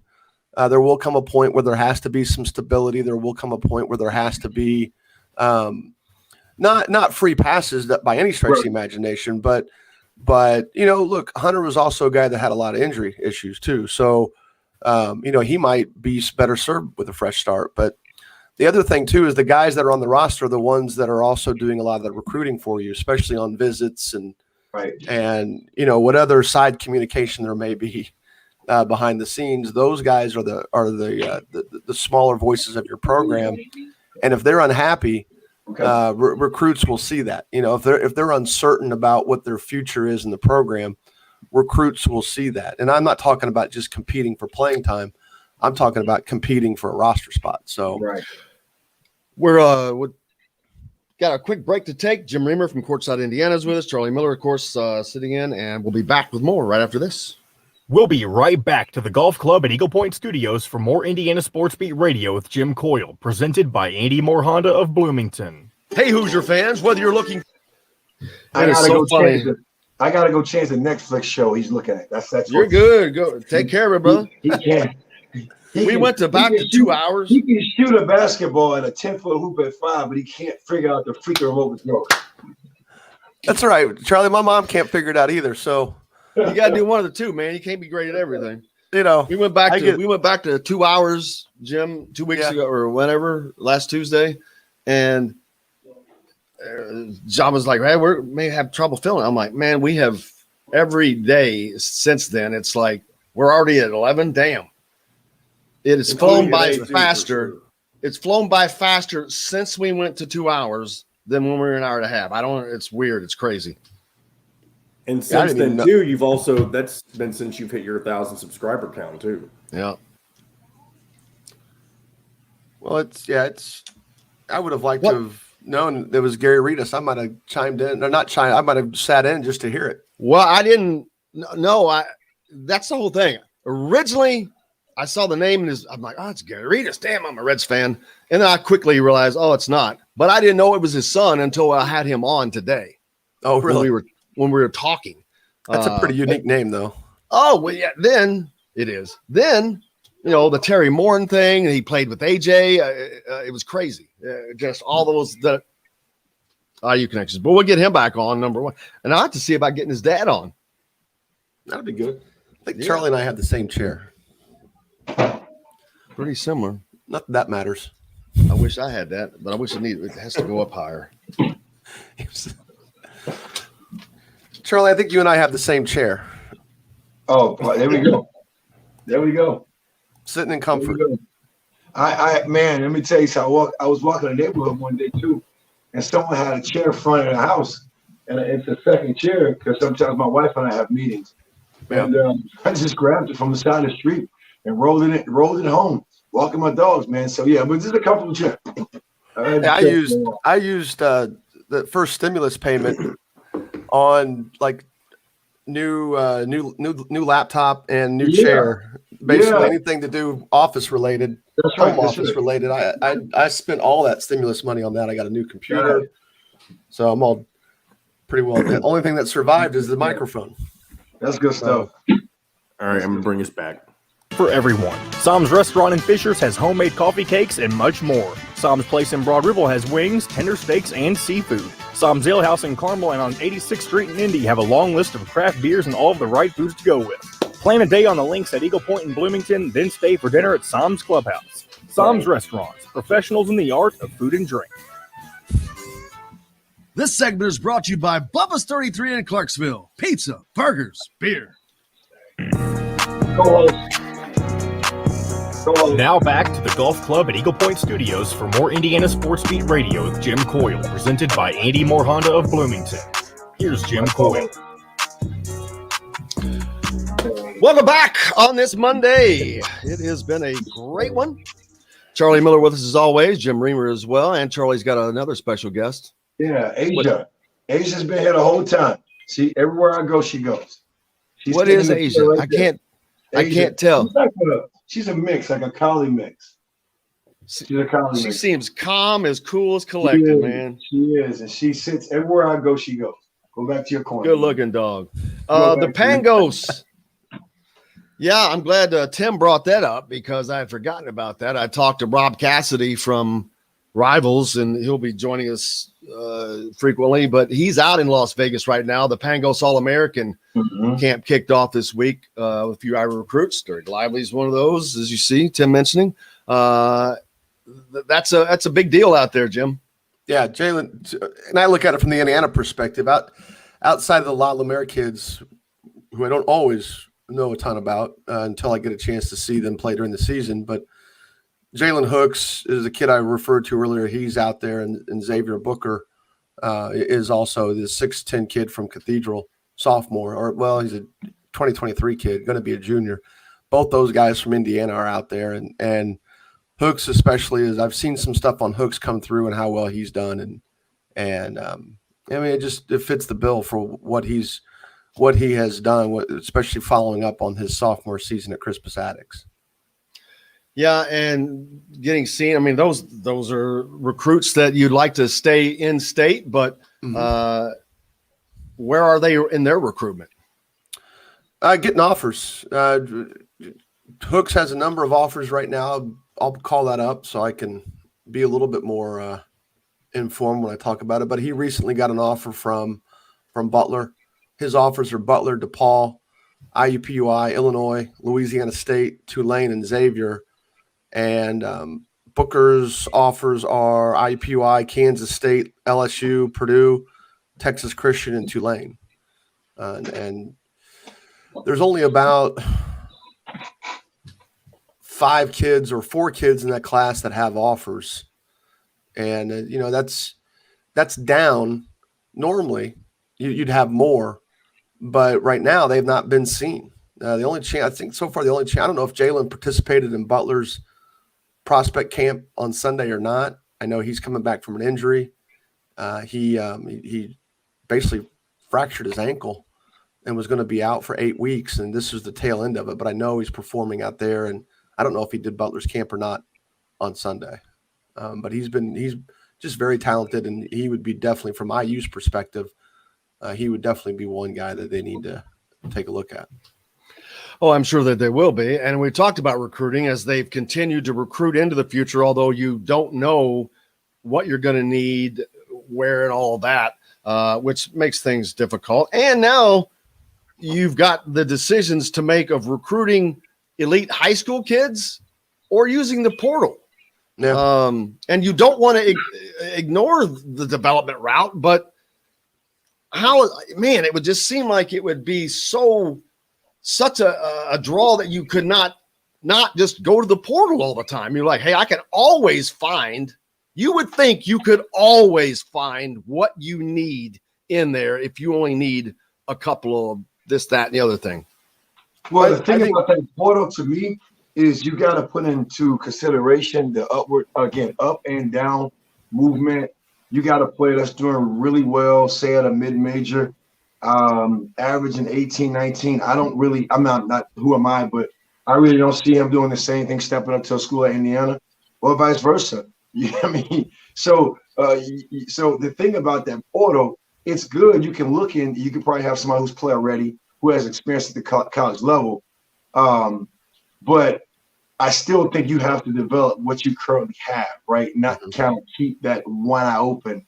That to me is, I think, going to be the challenge of the next 3 or 4 or 5 years with this portal getting so popular and players being able to put their names in that portal without any discretion whatsoever or open.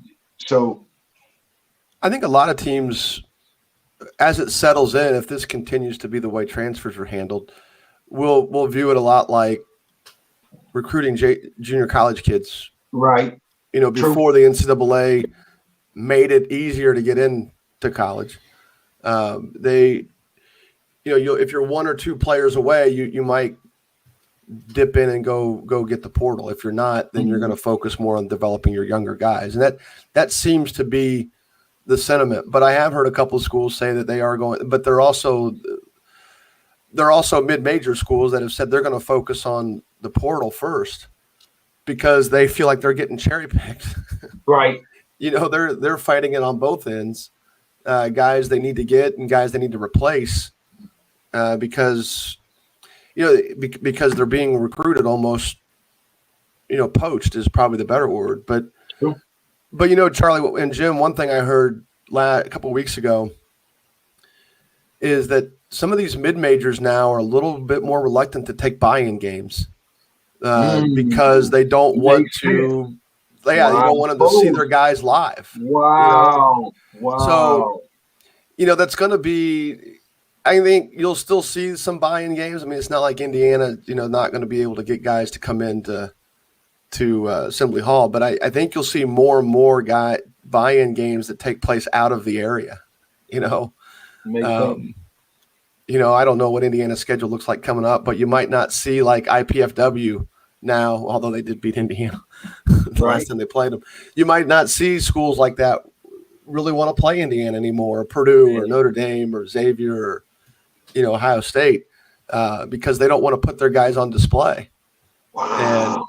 And so I didn't even think of it. I never thought about that. Yeah. But when we had when I did a show with Mike Davis and John Laskowski, he said, I'm just looking at the portal.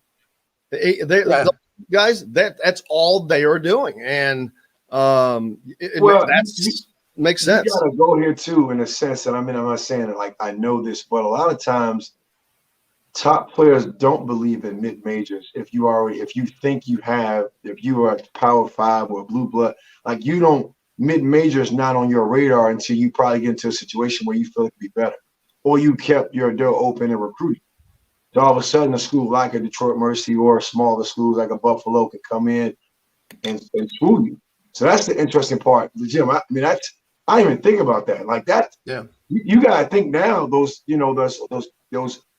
revenue opportunity games for those schools, they may even turn down. But now it might be a fight of the AD saying, "Hey, look, we need this income." Yeah, I think you'll still see buy-in games, but they'll be like, say, IPFW will go play, I don't know, Colorado or California or you do something like that. They may not. Yeah, they may not just want to be. Yeah. Because you don't want to have. Look, the one thing you could tell a kid is, we had a kid go from university. We've had two kids recruited went to University of Indianapolis, Division II school. That one left and went to Loyola, one left and went to Nebraska. And the selling point for Nebraska was flat out. Look, all of our road games are going to be closer to home. We're not. You're not going to have to come.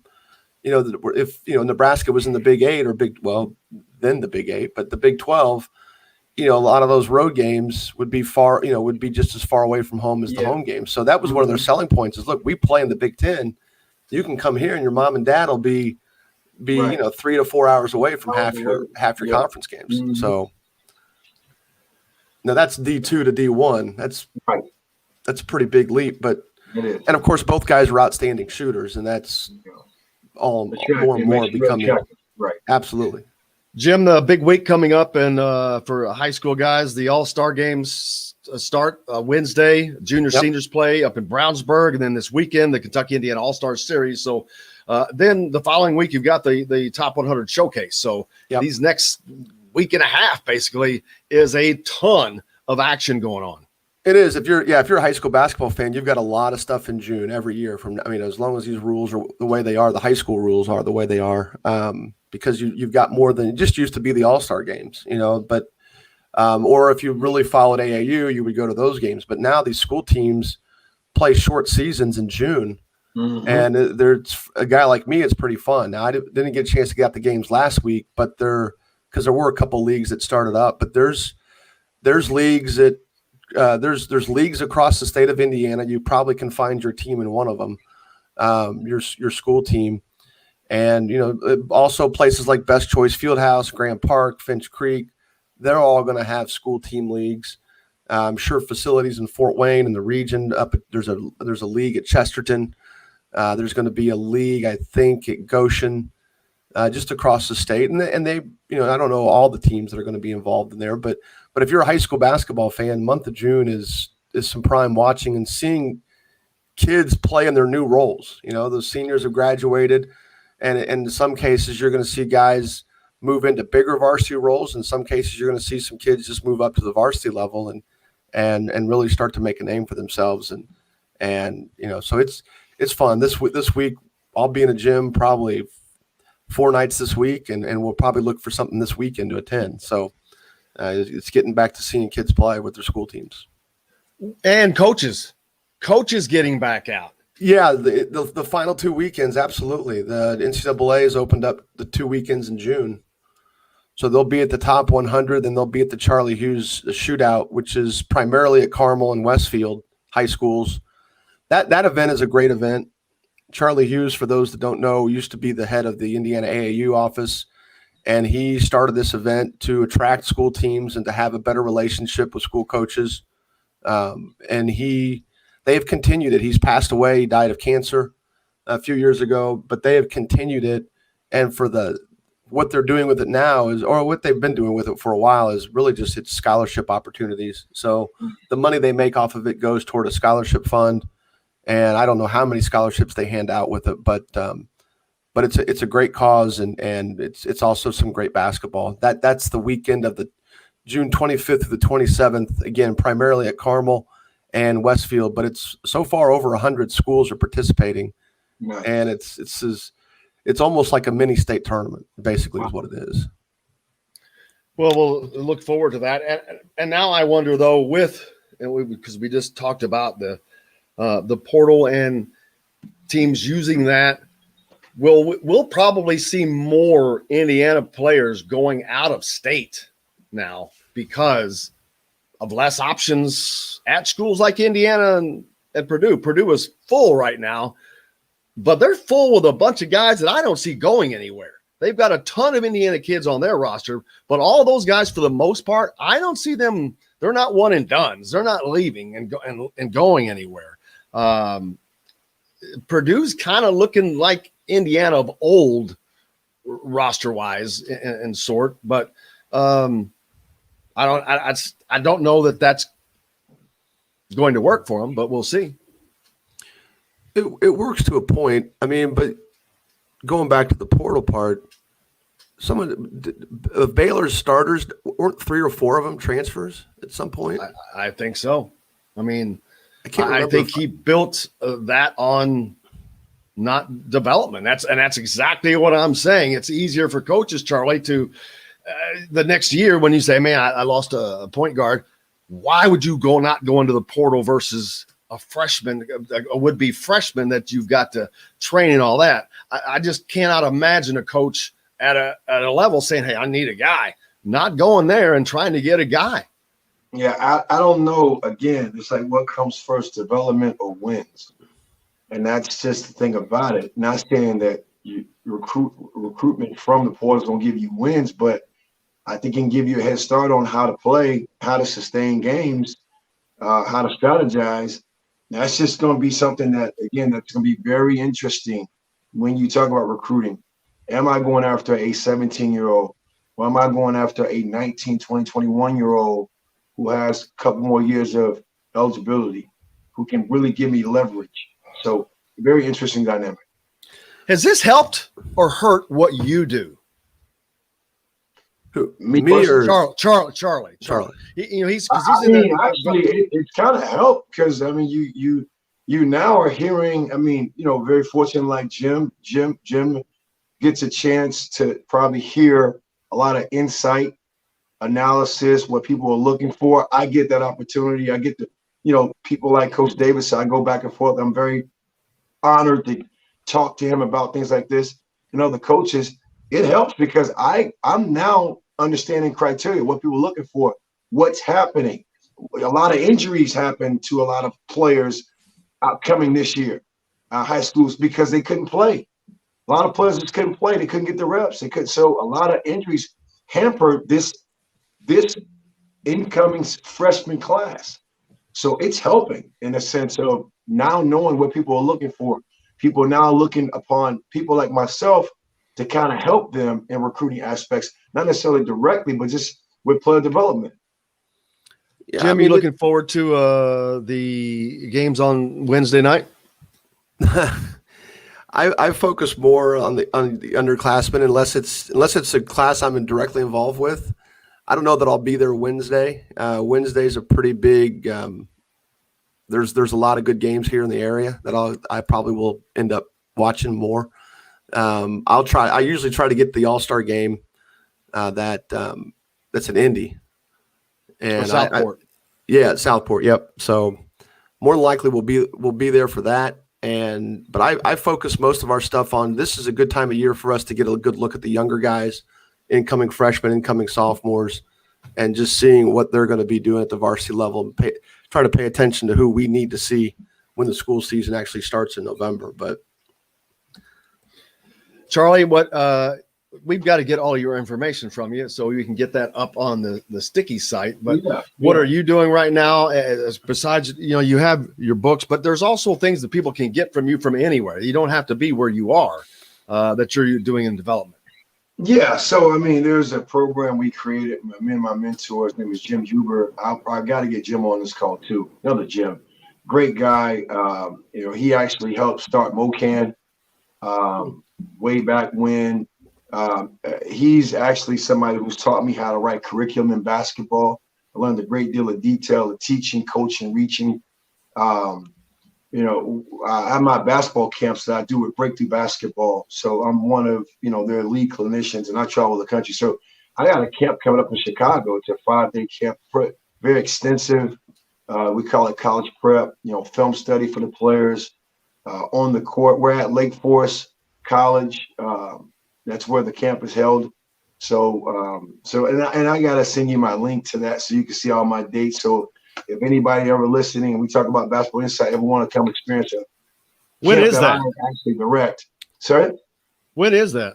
When is that? I got to tell you. Because you have to look. Okay, well, we'll get it up there. I'm not saying it's that many dates, but it's we definitely got to get that stuff up. Dates. Yeah.